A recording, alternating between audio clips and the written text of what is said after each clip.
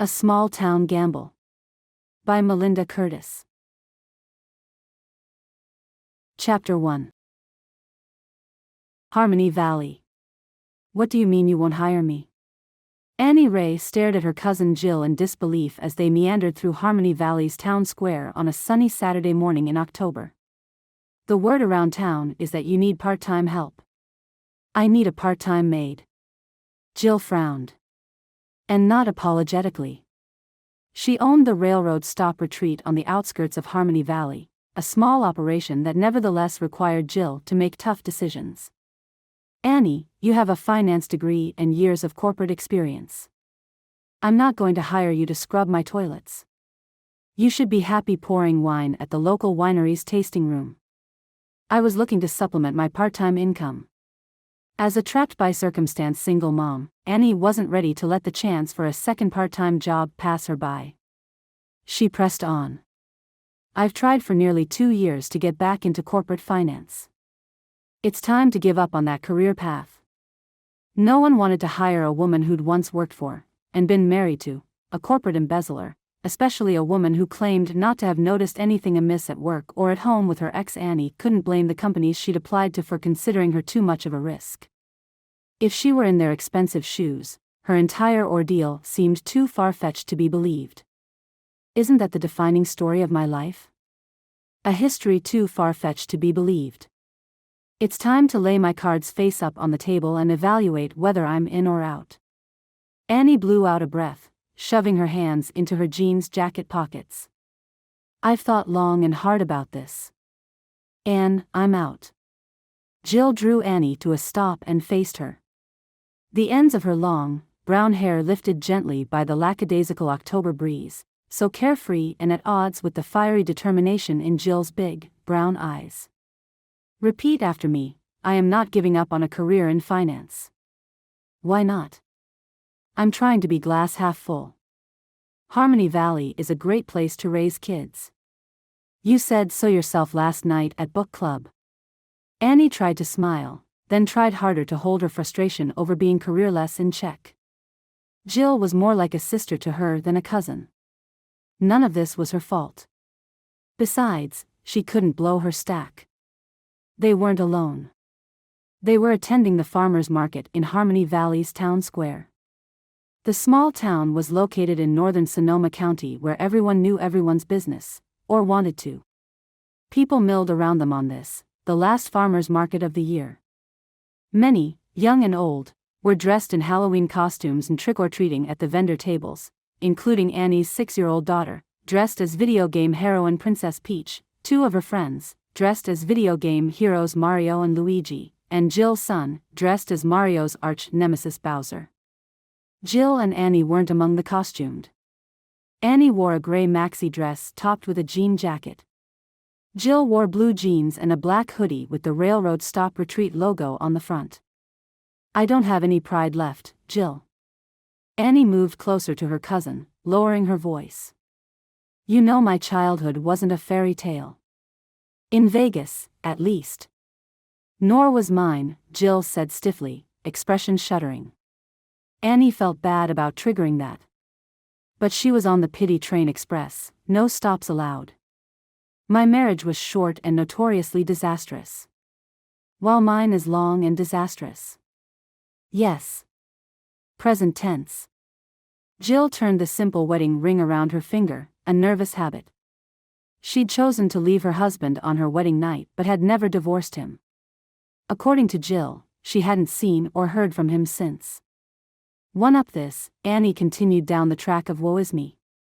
The company Frank embezzled from took everything from me, my savings, my retirement, and my Lexus. Annie really missed that red SUV. I'll call you on it. Jill rubbed her palms together, expression lightening. They did enjoy ribbing each other. The last group that booked with me stole a month's supply of toilet paper, all the pillowcases, and several large rocks from the garden. You know, the big rocks the kids always play on. All without me realizing it until they were gone. Wow. That is bad.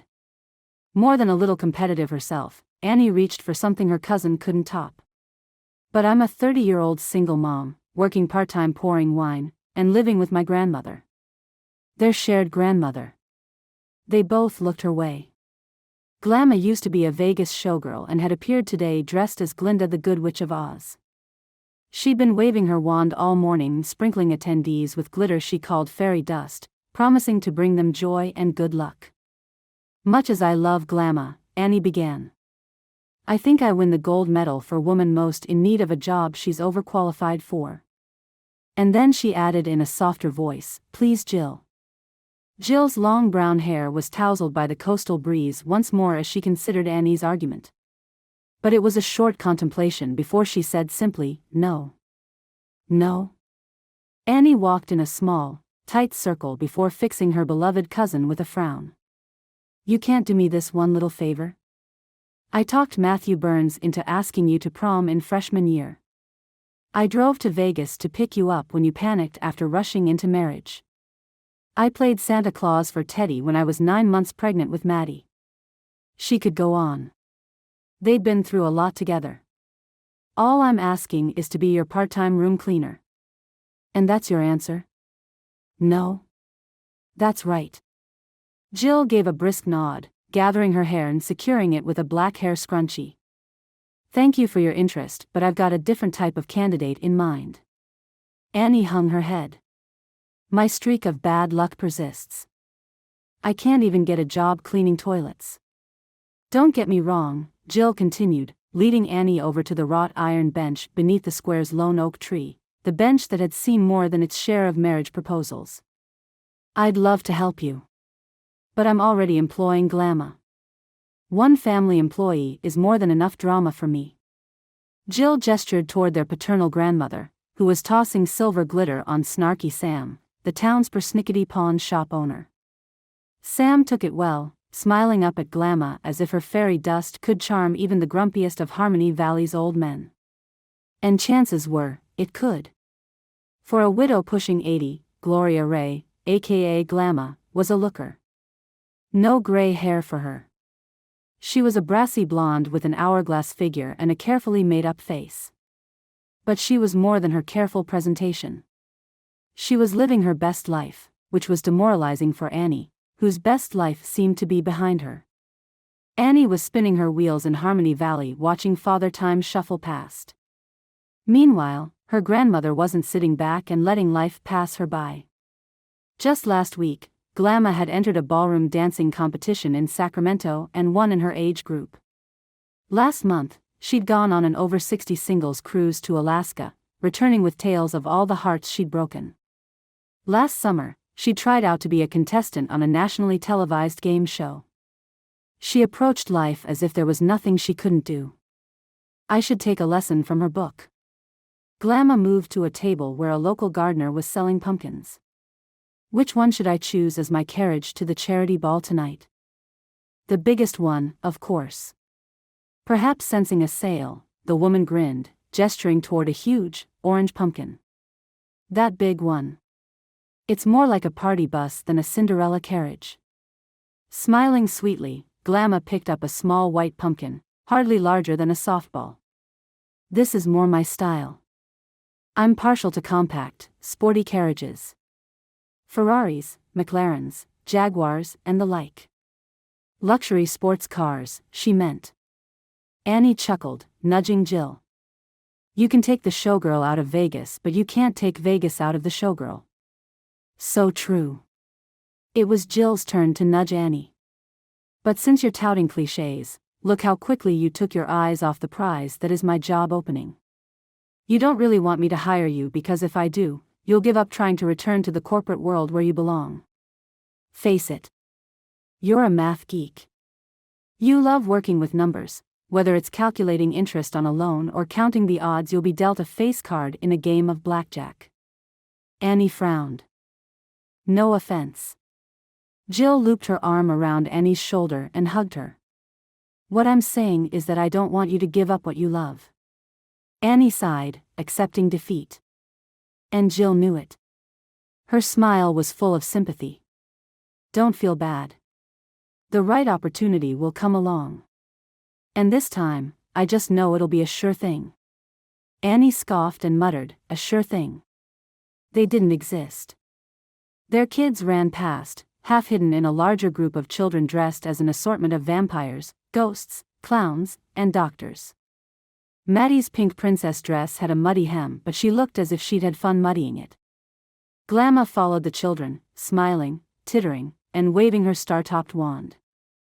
She paused in front of them, handed Jill the little white pumpkin, and then reached into a skirt pocket, only to sprinkle Annie and Jill with silver glitter a moment later.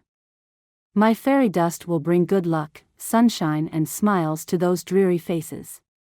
"Sunshine and smiles," she repeated more firmly when they didn't immediately react as suggested. "Sunshine." Annie bared her teeth. "Smiles."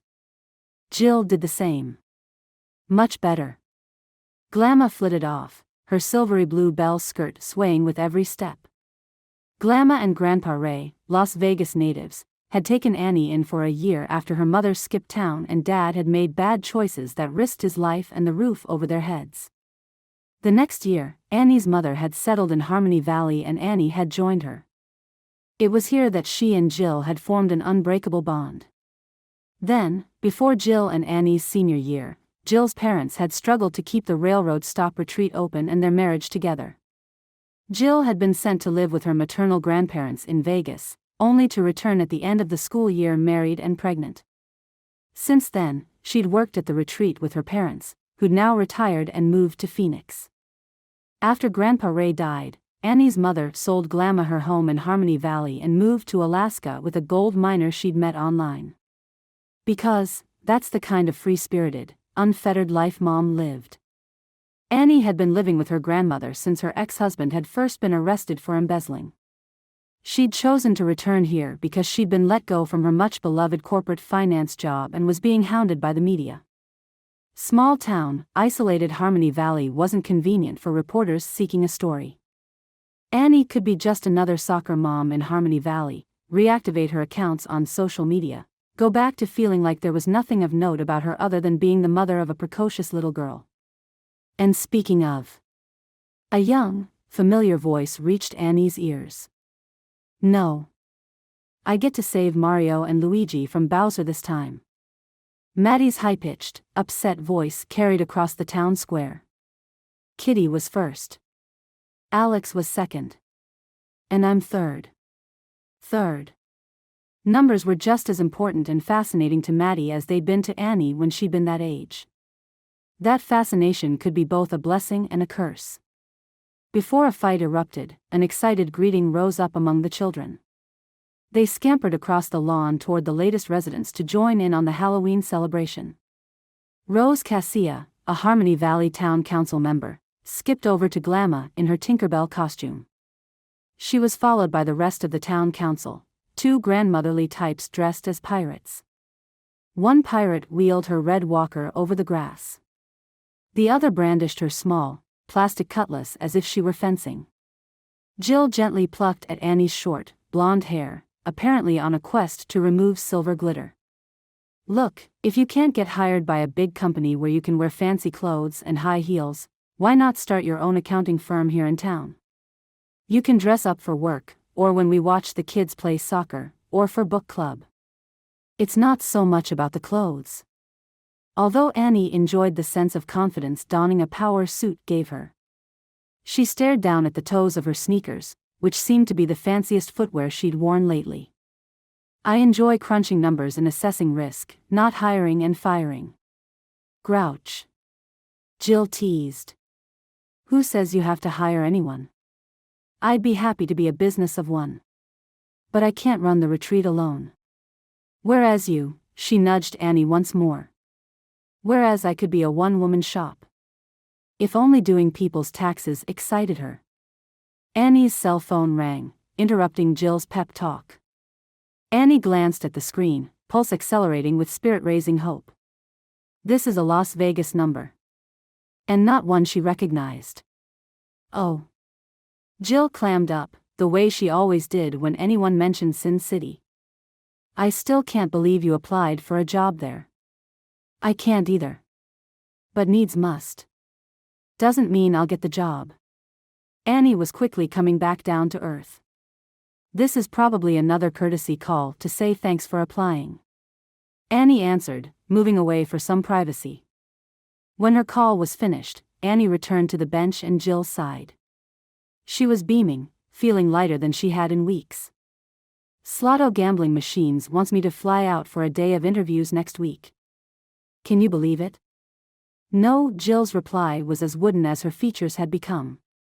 They make slot machines for casinos and have a position open for Chief Finance Officer. Annie liked the job title, CFO, even if the company currently had less than 50 employees. The human resource manager apologized for calling on a Saturday, but he's been behind since the company had an injection of investment. They've been expanding and hiring at all levels. Jill nodded and managed an unconvincing, "That's exciting." Or it would be if it wasn't in Las Vegas.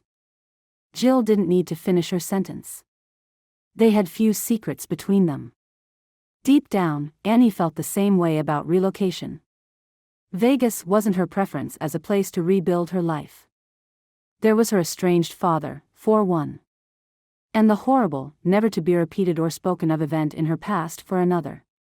Annie pressed pause on her happiness playbook and gave Jill a side hug, trying to squeeze her cousin's reservations away along with her own. "I'll be fine. I'm nobody. If I'm lucky enough to get the job," Annie knocked on the trunk of the oak tree behind the bench, "I won't contact my dad. I'll never enter a casino or do anything to attract the attention of anyone. All I need is a year, maybe 2, to rebuild my career credentials. And then I'll return to California." She took in the worried look in Jill's eyes, struggling to keep that worry from infecting her. "No one will notice me, Jill. Not my father, who she hadn't spoken to in years, or Aldo Patrizio, who owned a monstrous casino on the Strip where the horrible, never-to-be-repeated or spoken of event had taken place." "You didn't mention Vince," Jill murmured, referring to her estranged husband, Aldo's grandson. "Can you avoid being noticed by Vince?" She turned the simple wedding ring on her finger once more.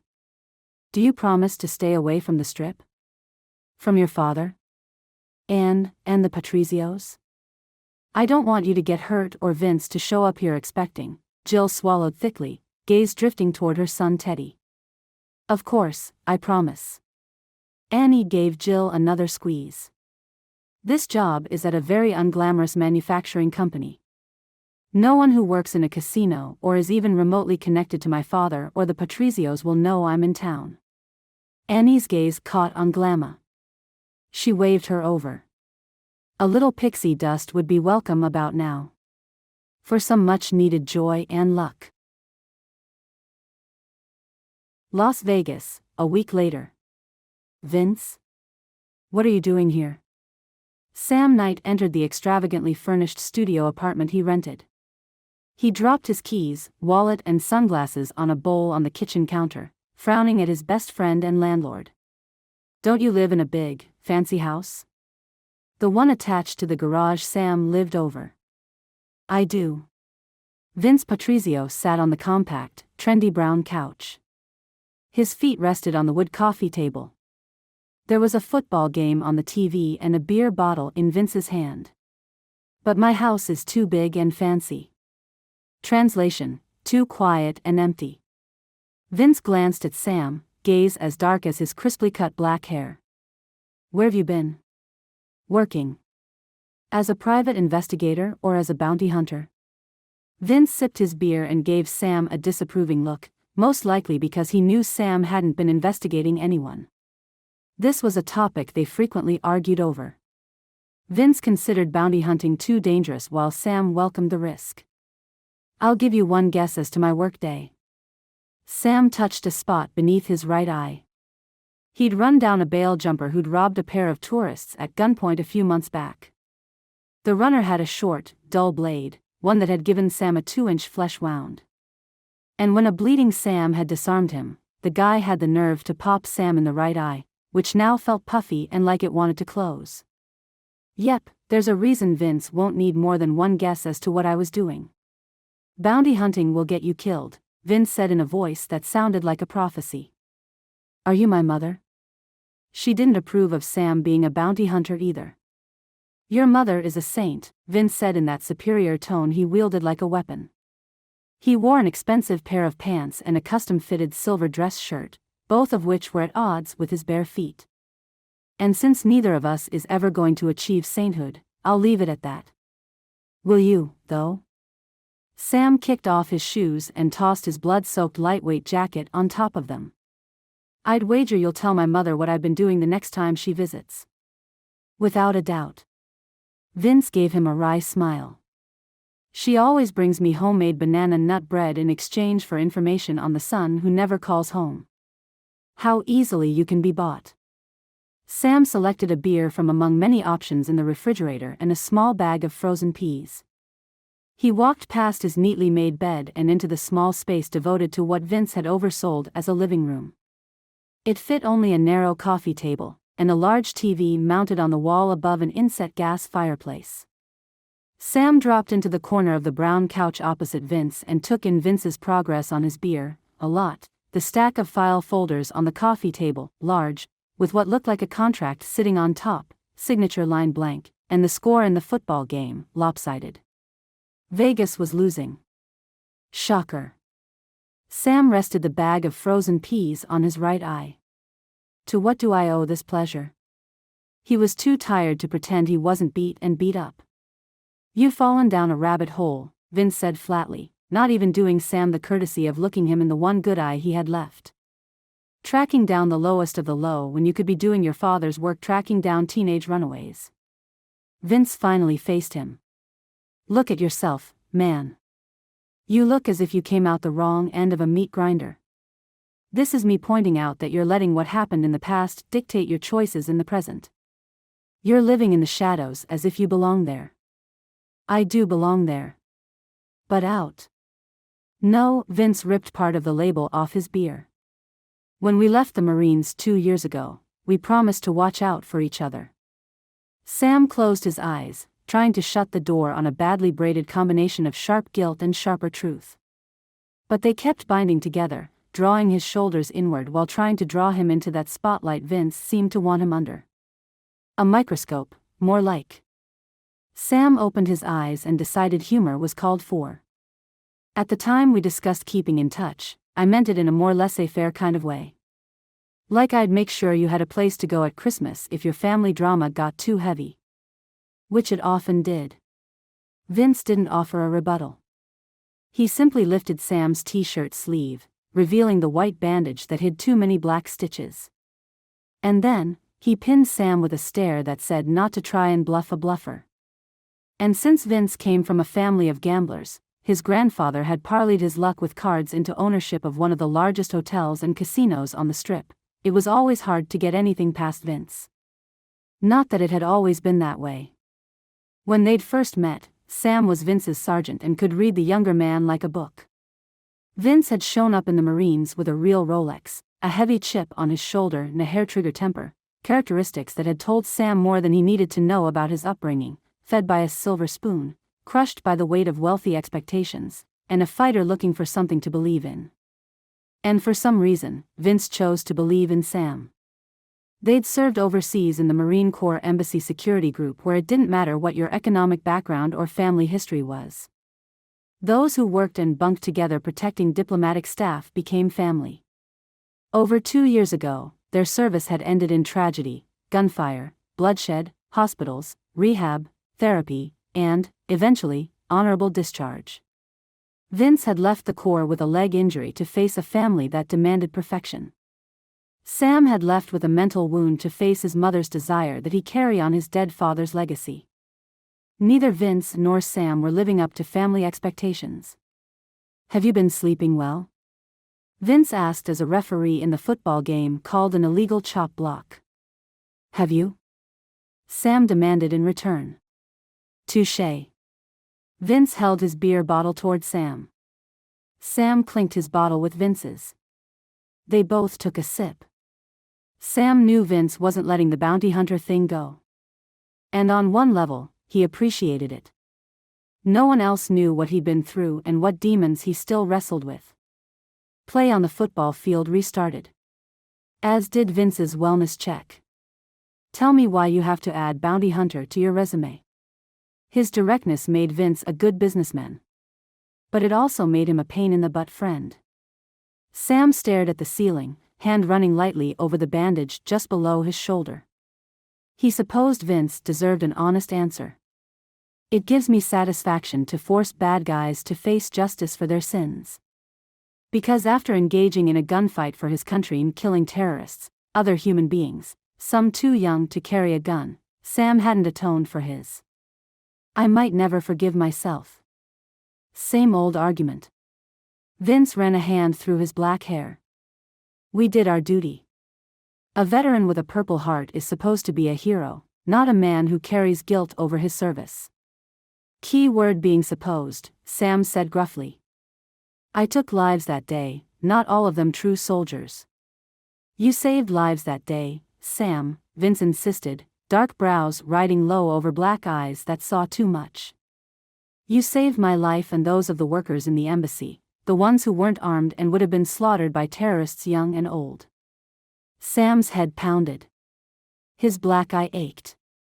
Wounds, past and present, throbbed. I think we can both agree that your therapist is better than my therapist. Said no Marine ever, Vince deadpanned, turning back to the TV just as a timeout was called. Besides, you stopped going to therapy. We were just going around in circles.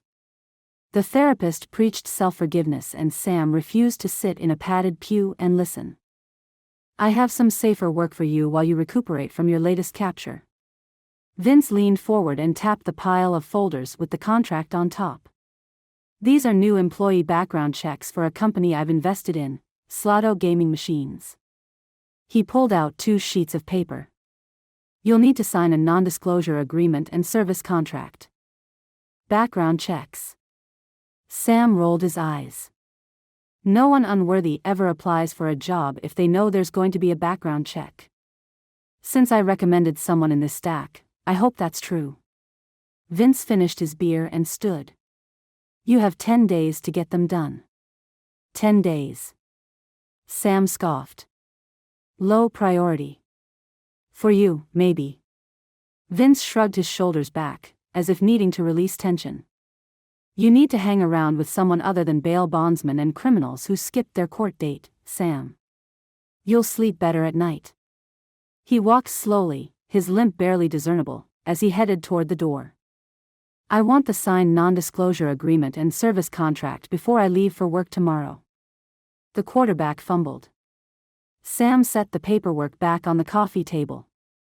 The door behind him opened but didn't close, allowing the brisk November breeze to blow in.